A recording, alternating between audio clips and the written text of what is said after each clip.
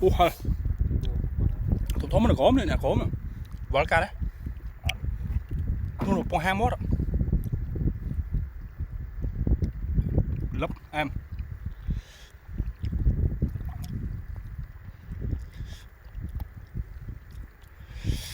Ủa.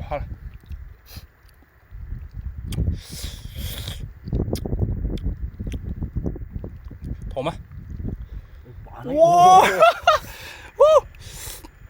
Bắn bát đây. Đã lớn rồi. Này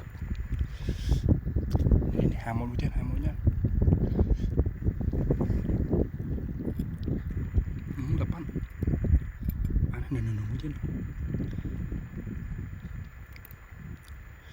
Chó em. Còn nó nè.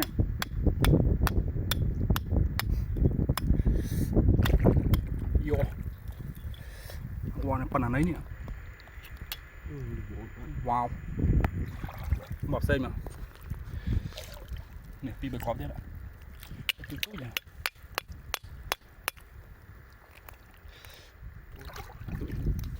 Mọt thúng nè, đã. Bánh tấm quá nhá. Em. Bánh xa nào. Chết à.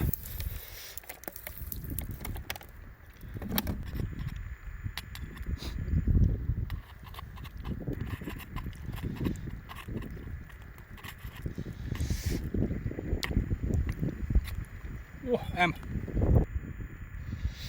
bà hai không bà hai mơ. Wow bà hay quá. Em ổn nè.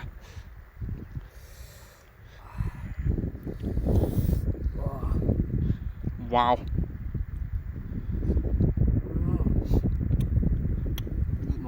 bình một